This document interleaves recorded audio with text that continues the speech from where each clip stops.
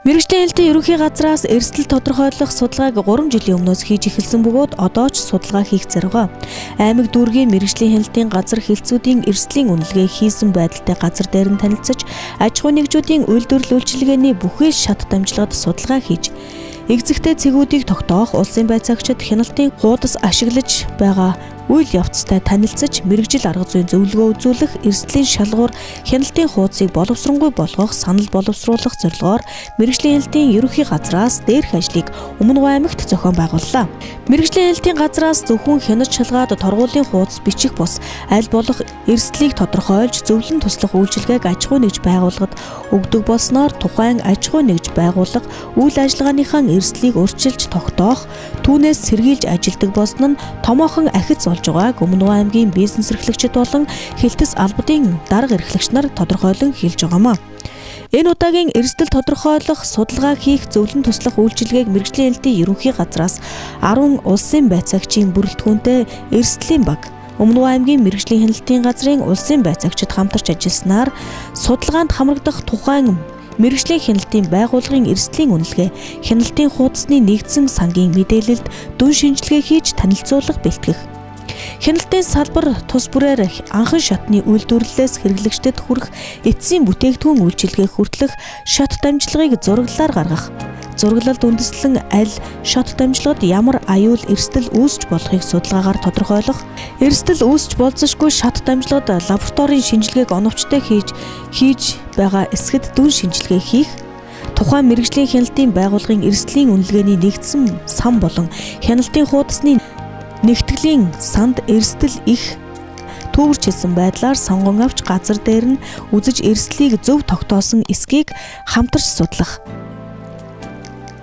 Улсын байцаагч болон аж ахуй нэгж байгууллага бизнес эрхлэгчдээс эрсдлийн шалгуур хяналтын хуудасны чиглэлээр санал асуулга авах хэлцүүлэг зохион байгуулах, улсын байцаагчид хяналтын хуудсыг ашиглаж буй явцтай газар дээр нь танилцаж, эрсдлийн үнэлгээ болон хяналтын хуудасаар шалгаж дүгнсэн байдалд харьцуулсан судалгаа гаргаж дүн шинжилгээ хийх, мэргэжил арга зүйн зөвлөгөө өгөх, судалгааг нэгтгэн эрсдлийн шалгуур үзүүлэлт, хяналтын хуудсанд нэмэлт өөрчлөлт санал оруулах, хяналт шалгалт, сургалтын төлөвлөлтийг боловсруулах аргачлалд санал авах, ажлын чиглэл бүхий эрсдэл тодорхойлох, зөвлөн туслах үйлчилгээ нь Өмнөг аймгийн Далан задгад, Хам богд сумдад үйл ажиллагаа явуулдаг уул уурхай болон хүнсний үйлдвэрлэл үйлчилгээ, байгаль орчин, дулааны цахилгаан станц, төрийн болон хувийн хэвшлийн эмнэлгүүд, сургууль цэцэрлэгүүд хамрагдлаа.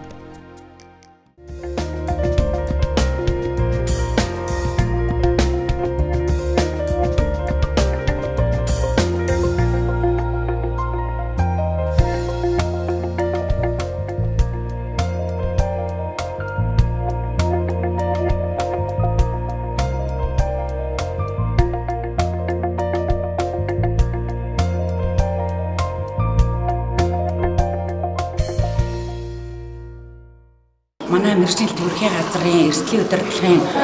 багийн улсын байцаагчид маань дунд говь өмнө говь аймаг дээр хүрэлцэн ирээд одоо эрсдлийг тодорхойлох судалгаа хийлээ. За мөн өнөөдөр бид нар үйлдвэрлэл үйлчилгээ эрхлэгчдийг одоо байцаагч нартайгаа хамт одоо хилцүүлэгт хамруулад за бидний гол эрсдлийг тодорхойлох хоёр баримтчиг дээрээ санал авах одоо юм ажлыг зохион байгуулж байна. За тэгээд ерөнхийн ингээд бид нар эрсдлийг тодорхойлох судалгаа хийгээд явж байхад бол манай юуны улсын хэмжээнд одоо хүнсний аюулгүй байдал, байгаль орчин, за хүний амь нас, эрүүл мэндэд сөргөн нөлөөлөл учруулж байгаа энэ чиглэлээр бол бас нэлээд тийм одоо хяналтын байгууллагаас үйл ажиллагаа хийж хэрэгжүүлэх нь шаардлагатай харагдаж байна. За тэгээд манай одоо эрсдлийг тодорхойлох 29 төрлийн шалгуур үзүүлэлт байдаг. Энэ шалгуур үзүүлэлтийг бид нар засгийн газраар батлуулаад ингээд одоо бүх үйлдвэрлэл үйлчилгээнүүдийн хаана ямар эрсдэл үүсэж байна вэ гэдгийг тодорхойлохтой ашигладаг байгаа. Мөн бид нар хяналт шалгалтыг хэрэгжүүлэхдээ хуулийн заасны дагуу хяналтын хуудсыг ашигладаг байгаа. За энэ хяналтын хуудас маань бол өөрөө одоо хяналтын одоо үйл ажиллагааг ил тод болгох. За мөн одоо тэр хууль тогтоомжийг шалгуулж байгаа аж ахуйн нэгж байгууллагуудад нээлттэй ил тодд байлгах юм зорилгоор одоо боловсруулагдсан байгаа. Тэгэхээр энэ хяналтын хуудсыг бид нар бас мөн эрсдэл суурилсан одоо асуудлуудыг оруулах оруулж чадсан хэсэг дээрээ бас байгууллагуудаас санал авлаа. Хоёр баримтчийг бид нар одоо энэ тухайн Өмнөговь аймгийн болон Хамбогд сумын за оюутлогоо компани дээр очиж бол 20-ад байгууллага дээр одоо бас туршиж үзлээ. За ингээд бид нарын одоо гол зорилго бол энэ баримтчиг дээрээ санал аваад эх жилийн 2014 оны төлөвлөлт хийхдээ энэ одоо эрсдлийг зөв тодорхойлох зорилготой байгаа. Ингээд одоо эрсдэлтэй объектоо энэ шалгуур баримтчүүдээрээ зөв тогтоогож чадах юм бол манай одоо эрсдэл рүү чиглэсэн хэм шалгалтууд маань одоо хийгдэх боломж бүрдэх юм аа. За тэгээд манай байгууллагын зөвс энэ эрсдэл төр суурьсан шинжилгээг хэрэгжүүлэх юм бодлого бариад бид төлөвлөөд ажиллаж байхад бол мөн аймгийн одоо цэг даргын шийдвэрээр гэдэг юм эсвэл иргэний утсаар бичгээр ирүүлсэн өрөвдөл гомдлууд за байгууллагын мөн бүтээгдэхүүн ажлын байран дээр дүгнэлт харгуулах хүсэлтүүд бол бидрээ бас төлөвлөд бус шалгалтыг хийлгэх юм бас нөхцөлийг бүрдүүлээд байна. Тэгэхээр бид нар бол энэ төлөвлөд бус хяншлалт дээр бас нэлээд судалгаа сая бас хийлээ. Иргэд аж ахуйн нэгж байгууллагууд одоо манай мэргэжлийн хэлтийн байгууллагын чиг үүрэгт хамааралтай асуудал мөн үү биш үү гэдгийг нь бас судлан үзэхгүйгээр үндсэлтэй одоо нотлогоотой баримтчгийн хамт өгөхгүйгээр одоо ийм өргөдөл гомдлыг ихээр ирүүлээд байгаа нь бас манай энэ эрсдэл суурь шинжилгээг хэрэгжүүлэхэд бас их хүндрэл учруулж байна. Тийм учраас бас бид нар удахгүй энэ шийдвэр гаргаад одоо бүх аймаг орон нутгийн мэргэжлийн хэлтийн газруудаа хургуулна. Энэ нь одоо ямар шийдвэр вэ гэхээр одоо манай байгууллагын чиг үүрэгт хамааралгүй эрсдэлд одоо хамааралгүй эрсдэл үүсгэхгүй за өөр байгууллагын чиг үүрэгт хамааралтай асуудлуудаар одоо мэргэжлийн хэлтийн байгууллагад одоо их өргөдөл гомдол ирүүлэхгүй хамааралтай байгууллагууд руу тэр өргөдөл гомдлуудаа хамаарлын дагуу өгч шийдвэрлүүлж байхыг одоо шийдвэрлсэн ийм одоо тушаалыг бид нар бас удахгүй хөрвүүлэхээр одоо энэ судалгааны үр дүнгээс бас хараад хөрвүүлэх шаардлагатай байна гэж энэ судалгааны үр дүнгээс харагдаж байна. Манай аймгийн 80 гаруй аж ахуй нэгж төрийн болон хувийн хвшлийн эмнэлгүүд, сургууль, цэцэрлэгүүд, цахилгаан холбоо мөн Монголын уул уурхайн компани болох оюутлогоо компанид тухайн компани үйл ажиллагаанд тохирсон хяналт шалгалт зөвлөн туслах үйлчилгээ эрсдлийг тодорхойлох мөн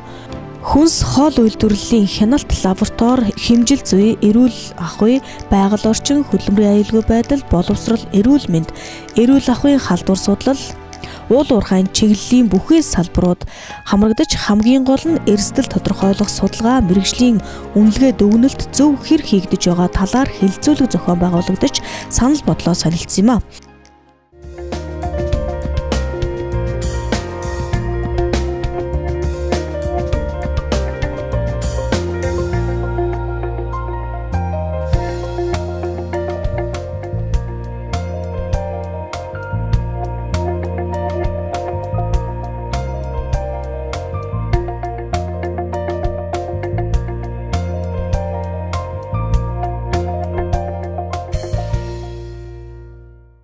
Мэргэжлийн хэлтийн газраас ирсэн одоо эрсдлийн удирдлагын баг эрсдэлтэй холбогдуулаад аймгийн мэргэжлийн хэлтийн газрын хамт олон өнөөдөр Өмнөговь аймагт нийт бизнес эрхэлж байгаа 20 гаруй салбарын одоо холбогдох мэргэжилтийн албаагчдыг оролцуулсан ийм эрсдлийг тодорхойлох, альва эрсдлийг өрсөлдөн илрүүлэх, эрсдэл суурьсан хэн шалгалтыг зохион байгуулахад одоо учирч байгаа ямар асуудал байна? Мэргэжлийн хэлтийн байгууллагын улсын байцаагчийн хувьд ямар хүндрэлтэй байдал үүсдэг вэ? За нөгөө талаар аж ахуйн нэгж байгууллагуудад хэн шалгалт хийгээд очиж байгаа улсын байцаагчийн үйл ажиллагаа эрсдлийг өрсөн сэргийлэх хүрээнд үлдэж байгаа бичиг баримтад эрсдлийн шалгуур үзүүлэлт хяналттай хуудас нь амьдралд хэрхэн нийцж байгаа юм бэ гэдэг асуудлыг одоо онцгой анхаарч өнөөдрийн хэлэлцүүлгийг аж ахуйн нэгж байгууллагуудтай хамт хийж байна. Энэ хэлэлцүүлгийг зохион байгуулж байгаагийн ач холбогдол нь бол өнөөдөр нийгэмд байгаа салбар чиглэл бүрээр үйл ажиллагаа явуулж байгаа бизнесийн үйл ажиллагааг аливаа нийгмийн одоо нийгэм эдийн засаг болоод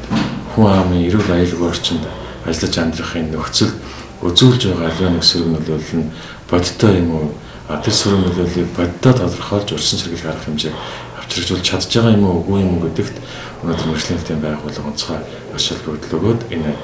одоо явуулж байгаа мэргэжлийн хэлтийн байгууллагын шинжилгээний бодлогыг авчирчулж байгаа эрсдэл суурилсан энэ хяналтыг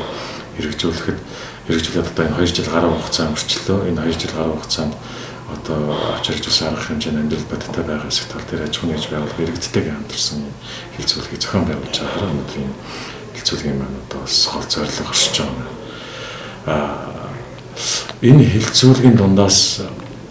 ингээд сууж яваад гарч ирээд зарим нэг бодол төрж байгаа талаас таахын тавс мэдээллийг хүргэе гэж бодож байна. Энэ хилцүүлэгт бол аймагт одоо үйл ажиллагаа явуулж байгаа нийт аж ахуйн нэгж ихэнх байгууллага хүмүүс оролцож чадахгүй байна. Өнөөдөр бол хилцүүлэгт оролцож байгаа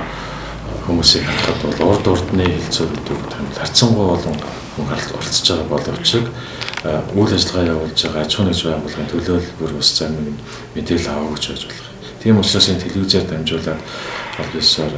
хаахынтай хэлэхэд мэржлийн хэлтийн байгууллагаас засгийн газрын 2011 онд гарсан 311 дугаар тогтоолын хүрээнд дотоод танилтыг хэрэгжүүлэх нэгж ажилтнтай болох энэ одоо албан шаардлагыг бол аж ахуйн нэгж байгууллагууд төрүүлсэн байна. Энэ дотоод танилтын нэгж ажилтан бүр нь юу авч ямар арга хэмжээ авч хэрэгжүүлж явах ёстой вэ? Юу хийх ёстой вэ гэдэг асуудлыг бол засгийн газрын энэ 300 дээр тогтоолоор батлагдсан дотоод аж ахуйн нэгж байгууллагын дотоод танилтыг хэрэгжүүлэх нийтлэг журам гэдгээр бас зохицуулсан байж байгаа. Тэгэхээр энэ нийтлэг журмын хүрээнд аливаа үйл ажиллагаа явуулж байгаа салбар бүрээр үйл ажиллагаа явуулж байгаа байгууллагууд маань өөрсдийн одоо үйл ажиллагаанд учирч байгаа хүндрэл бэрхшээл эрсдлээ зөв тодорхойлоод тэр аливаа учирчлуулах эрсдлээс урьдчилан чиглэлийн дотоод танилтыг бол өөрсдийнхээ үйл ажиллагаанд тохируулан хэрэгжүүлэхийн дотоод танилтынхаа энэ журмыг боловсруулсан байх хэрэгтэй. Энэ дотоод одоо хяналтын журмынхаа хүрээнд тэр ажилтан нэгж ажилтнууд нь бол энэ аливаа эрсдлээс урьдчилан чиглэлээр ажиллаж байх ийм одоо үүрэгтэй өөрөөр хэлбэл мэржлийн хэлтийн байгууллага аж ахуйн нэгж байгууллагын дотооддоо хэрэгжүүлэх боломжтой энэ шалгалтыг төрийн өмнөөс гүйцэтгээд аж ахуйн нэгж байгууллагын өмнөөс одоо ингэж хэрэгжүүлдэг энэ тогтолцоо бол 2010 онд орсон төрийн ажлын тухай хуульд орсон нэмэлт өөрчлөлтөөр бол байхгүйсэн шүү дээ. Хүчинг болсон байна. Тийм учраас энэ 10 онд төрийн ажлын тухай хуульд орсон нэмэлт өөрчлөлтийн хүрээнд энэ мэржлийн хэлтийн байгууллагаас аливаа аж ахуйн нэгж байгууллагын үйл ажиллагааг эрсдлийн шалгуур үзүүлэлтээр их тунд бага гэж ингэж ангилдаг болсон. Тэр ингэж ангилдаг болсонтой холбогдож улсын хэмжээнд одоо сая мэдээлэлээс ингэ сонсож байхад 93,000 гаруй аж ахуйн нэгж байгууллагуудыг эрсдлийн зэрэглэлээр үнэлсэн байж байгаа. За эндээс бас эрсдэл ихтэй нь одоо жишээлбэл нэг 13,000 ч байдаг юм уу. За эрсдэл дунд нь болохоор 57,000 ч байдаг юм. Эрсдэл бага нь болохоор за үлдсэн хувь ч байдаг юм. Гэх мэтлэнгээр энэ тоо баримтууд бол гарч байгаа. Улсын хэмжээнд гарч байгаа энэ тоог Өмнөг аймгийнхаа хэмжээндээр аваад үзвэл бид бас энэ Өмнөг аймгийнхаа хэмжээнд бол 3,000 гаруй аж ахуйн нэгж байгууллагуудыг хамруулсан энэ иргэн аж ахуйн нэгж байгууллагуудыг хамруулсан эрсдлийн зэрэглэлээр одоо шалгуур үзүүлэлтэнд суурлаад их том баг гэсэн эрсдэлтүүд аль нь их хамаарх нь гэдэг байдлаар шалгуур үзүүлэлтээр эрсдлээ үнэлсэн. Энд бол 300 гаруй объект бол бас объектыг жилдээ ямарч байсан хэн шалгалтанд хамруулж байх ёстой юм гэсэн юм төлөвлөлтийг бас бид гаргаж авсан учраас нэгдсэн төгөлтөнд төрсөн учраас бид бол Өмнөг аймгийн мэржлийн хэлтийн газраас эрсдлийн их том баг гэсэн энэ ангиллуудаас онцгой анхаарал татсан энэ объектууд бол хэн шалгалтуудыг хийж байна. Тэгээ энэ эцэст нь хэлэхэд өнөөдрийн энэ хилцүүлэг маань бол харилцан туршлаас солилцох өнөөдөр мэржлийн хэлтийн байгууллагын үйл ажиллагаанд нас одоо иргэд маань мэдээлэл авах нөгөө талаар иргэдийн одоо санал хүсэлтийг харилцсан ярилцаж одоо мэржлийн хэлтийн байгууллагын эрсдлийн үнэлгээ шалгуур зөвлөлт хяналтын хөтс болж яанууд болохгүй байна уу гэх мэтлэнгээр одоо энэ мэржлийн хэлтийн байгууллагаас явуулж байгаа үйл ажиллагаа иргэдэд хэрхэн хүрч байгаа юм бэ нөгөө талаас иргэдийн дуу хоолойг бас сонсч бас хамтран асуудлыг дараагийнхаа үйл ажиллагаанд одоо анхаарах асуудлуудад тодорхойлох гэх мэтлэнгийн болон ашиглалт ийм хилцүүлэг болж байна гэдэг мэдээлэл байна. 2010 оноос аж ахуйн нэгж байгууллагуудад дотоод хяналт шалгалтыг нэвтрүүлж ингэснээр мэргэжлийн хэлтийн газрынхан байнга хяналт шалгахаас илүүтэйгээр эрсдлийн үнэлгээг 3 хэсэгт буюу хамгийн их эрсдэлтэй, дунд, бага зэргээр ангилж хяналт шалгалтанд хугацаа тогтоож ажилдаг болсон Өмнөг аймгийн мэргэжлийн хэлтийн газраас гаргасан судалгаагаар 300 гаруй аж ахуйн нэгж байгууллага эрсдэл ихтэй гэж тогтоогдсон байдаг байна. Ийхүү мэргэжлийн хэлтийн ерөнхий газар аймгийн мэргэжлийн хэлтийн газрын эрсдэл тодорхойлох судалгаа хийх мөн түүнд тулгуурласан зөвлөн туслах үйлчилгээ хяналт шалгалт амжилттай зохион байгуулагдлаа.